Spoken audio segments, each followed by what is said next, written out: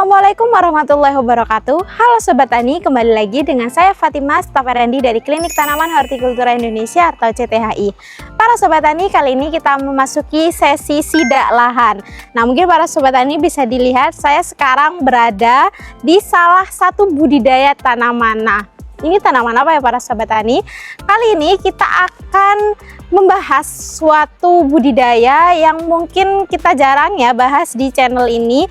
Dan ini kita akan memasuki salah satu proses akhirnya, yaitu panen.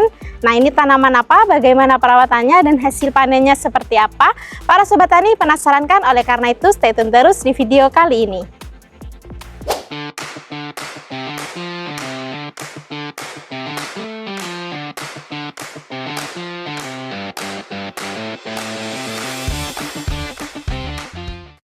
Baik para Sobat Tani, sekarang saya sedang berada di lahan budidaya semangka dan bisa dilihat di sebelah saya ini sekarang sedang ada Pak Haris.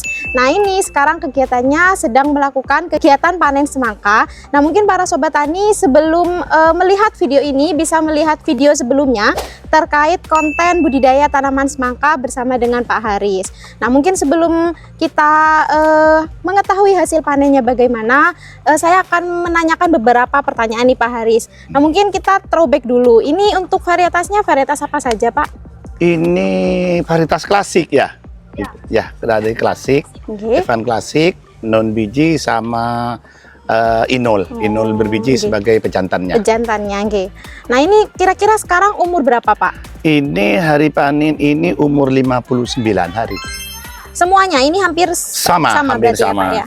Jadi waktu umur 24 sampai 28 itu proses polinasi. Polinasi. Ya. Berarti polinasinya juga bareng ya, Pak ya? Bareng. Nah, karena polinasinya sama dan hari panennya juga sama.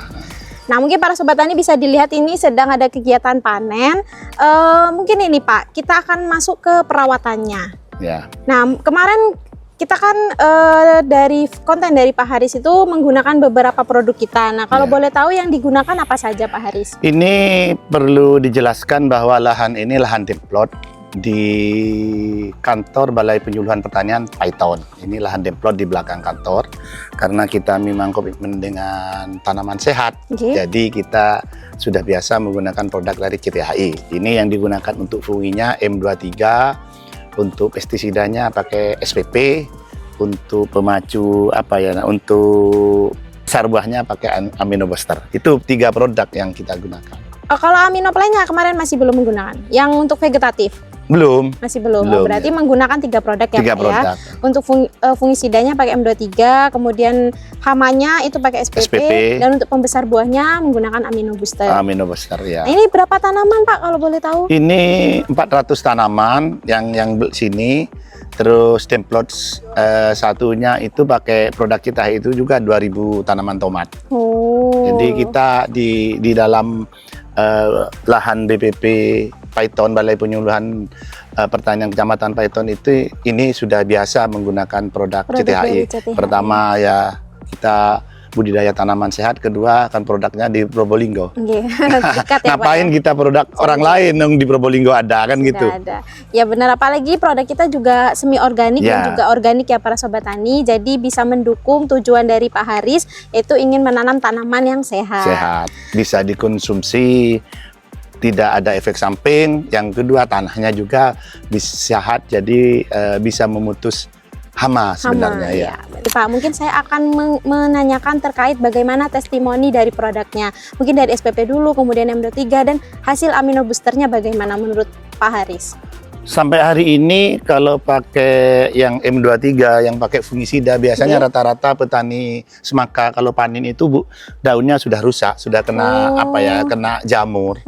Jamuran lah. Ini kan sampai hari ini kan masih seger. Iya, benar. Nah, terus buahnya juga ya lumayan, bahkan ada yang 5 kilo lebih tadi itu kita timbang sekitar itu, karena memang kalau kita budidaya tanaman sehat itu kan tidak merusak terhadap ekosistem sehingga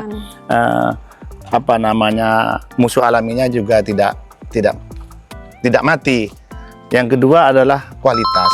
Memang tanaman sehat itu menunjukkan kualitas yang lebih baik daripada kimia. baik daya simpannya, rasa manisnya, terutama ke kesehatan kita yang konsumen yang mau makan gitu loh.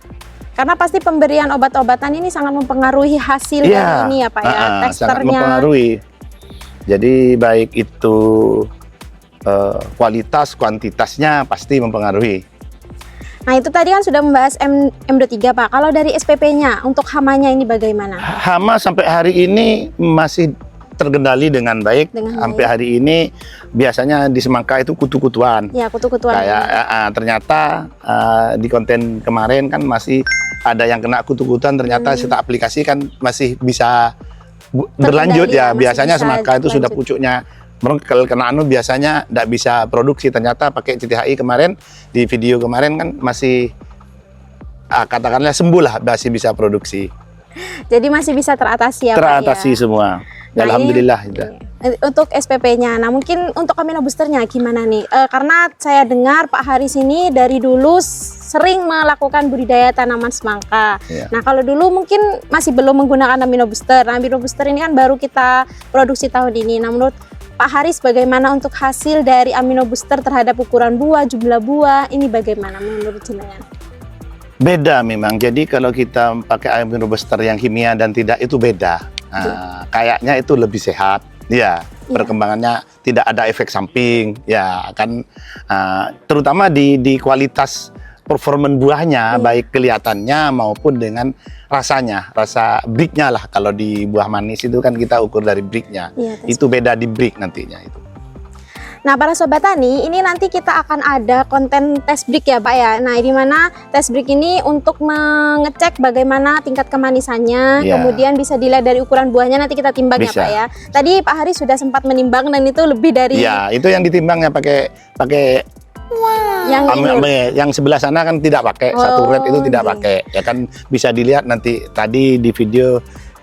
Ya rata-rata kayak punya orang biasa lah, ya kayak petani-petani biasa. Setelah kita pakai amino kan beda itu. Ya, tadi teman-teman kan sudah foto, milih-milih di situ. Karena memang ada bedengan yang tidak menggunakan produk-produk CTHI dan ada bedengan yang menggunakan produk-produk CTHI sebagai perbandingan. Nah, mungkin para sobat tani di luar sana banyak yang ingin melakukan budidaya tanaman semangka nih. Nah, mungkin dari Pak Haris ada sedikit reng-rengan terkait modal, kemudian nanti pendapatannya bagaimana, kemudian pemasarannya bagaimana. Ini mungkin bisa disampaikan, Pak. Oke, gini. Kita kalau menggunakan pupuk organik, semuanya organik itu kita dibantu dengan pengurangan pupuk kimia. Nah, yang jelas itu. Tapi kalau beli mulsanya, beli bibitnya itu kan sudah ya memang paten, sudah pabrikan, sudah paten. Tapi ini setelah menggunakan produk-produk organik, pupuk kimia yang gunakan itu kita kurangi 50% dari biasanya. Ya menangnya di situ. Sudah pengurangan 50% dari. Nah, terus pestisida biasanya 3 hari sekali, 4 hari sekali. Tapi dengan produk kita kan lebih murah. Intinya itu bisa ngurangi 50% dari biaya. Jadi pestisida, fungisida, dan asam aminonya bisa mengurangi 50% dari biaya, pupuk 50% dari dosis. Ya, itu menangnya. Nah, menangnya dari efisiennya di situ. Angkanya sih harus lihat catatan. Cuma kita sudah bisa mengurangi 50% dari biaya normal. Ya, saprodinya lah kita bisa mengurangi 50% dari biasanya. Dengan hasil yang masih lebih baik, dengan kualitas kesehatan yang masih oke lah ya. Karena gini, mungkin ke depan ini konsumen atau pembeli buah itu bukan hanya cari enak di mulut, tapi sehat di badan. Jadi ke depannya itu bukan hanya kenyang, tapi sehat di badan. Itu. Yang kedua, tanah. Kalau kita menggunakan selalu full kimia terus kan kualitas tanah turun. Nah, sehingga tidak bisa menurunkan generasi berikutnya, tanahnya sudah jelek. Tapi kalau kita menggunakan bahan-bahan organik itu masih terjaga ekosistemnya, kualitas tanah. Jadi kita bisa menurunkan ke anak cucu kita bisa bertani. Kalau kita tidak begitu, anak cucu kita tidak bisa makanan buah yang sehat. Bisa gitu. Diturunkan ya Pak ya? Ya, bisa turunkan. Nah, ini untuk keuntungan menggunakan produk-produk organik dan semi organik menurut Pak Haris ya, Pak ya. Betul. Nah, kalau boleh tahu ini pemasarannya nanti ditujukan kemana, Pak Haris? Kalau pemasaran dari dulu kita kan sudah dikenal dengan tanaman budidaya sehat. Oke. Sudah bedak-bedak atau konsumen yang ada tuku-tuku buah itu sudah kita tahu kalau produk kita itu pasti beda gitu lah, karena kita sudah tanaman sehat. Yang kedua, kita bisa di media sosial. Karena sudah zamannya sih ya, sekarang. sudah zamannya sekarang apa-apa sudah HP ya, Pak ya. apa-apa di medsos sudah ya. Medsos. Sudah biasa berapa hari sebelumnya kita sudah ngomong di TikTok atau di grup-grup dinas, sudah biasa kita jualnya itu. Apalagi bedak-bedak kan sudah tahu, oh produknya itu sudah sehat tanamannya gitu. Nggak over kimia, beda, Mbak. Setelah di bedak, disamakan dengan yang lain. Disimpan lama itu beda. Oh, ini yang terlalu banyak kimia, ini beda performan nanti di daya simpannya. Daya simpannya, terutama daya simpan itu. Mulai dari waktu simpannya, kemudian kualitasnya menurun atau tidak ya, Pak ya. Jadi, ketemu nanti di bedak itu. Jadi berbeda sekali hasilnya. Berbeda hasilnya. Nah, mungkin itu saja ya Pak ya untuk wawancara kita. Kemarin kita sudah ada konten bersama Pak Haris. Para Sobat Tani jangan lupa dilihat karena Pak Haris sebenarnya memberikan banyak sekali tips and trik terkait budidaya tanaman semangka dan juga menyenggol sedikit ke tomat ya Pak. Ya, kemarin. Karena Denplot kita selalu menggunakan produk CTHI. Nah, setelah ini para Sobat Tani kita akan melakukan test break ya bersama Pak Haris dan teman-teman yang lain. Mungkin para Sobat Tani jika penasaran bagaimana hasil dari Amino Booster mulai dari ukuran buah dan kemanisannya, stay tune terus di video kali ini.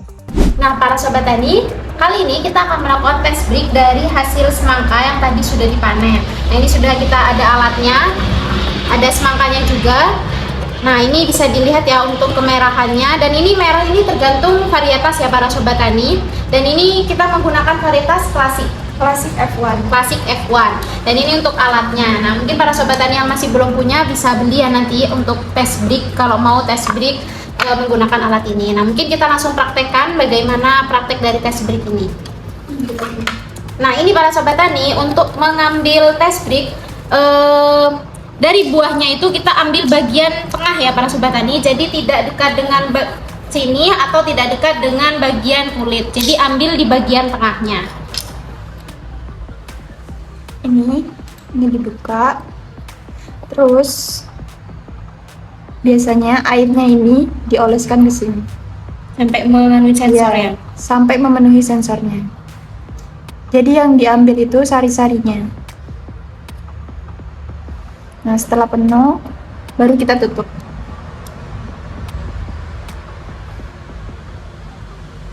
Nah, setelah merata baru kita cek di bagian sininya untuk lihat kadar breaknya. Jadi kita pakai. Nah, ini para Sobat Tani untuk hasilnya. Nah, nanti akan ada hasil lebih jelasnya lagi ya para Sobat Tani.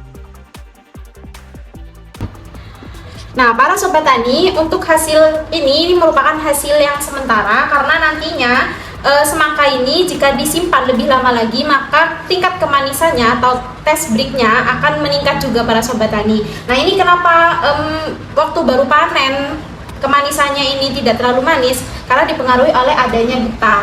Nah, kalau nanti disimpan sekitar 1-5 hari ini kemanisannya akan meningkat para Sobat Tani. Jadi nanti bisa dicek lagi waktu hari kelima setelah panen. Nah, para Sobat Tani, itu dia wawancara kita bersama dengan Pak Haris terkait budidaya tanaman semangka. Nah, selain tanaman semangka, Pak Haris ini juga menanam tanaman tomat dan menggunakan produk-produk dari CTHI. Dan ini merupakan hasil panen kita ya para Sobat Tani.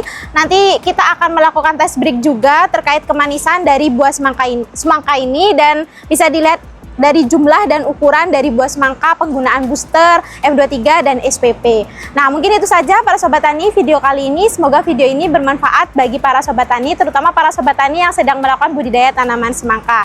Jangan lupa like, comment, share video ini dan subscribe channel CTHI. Jangan lupa juga untuk nyalakan loncengnya agar para Sobat Tani bisa mengetahui video terbaru dan informasi menarik lainnya dari channel CTHI. Jumpa lagi Sobat Tani.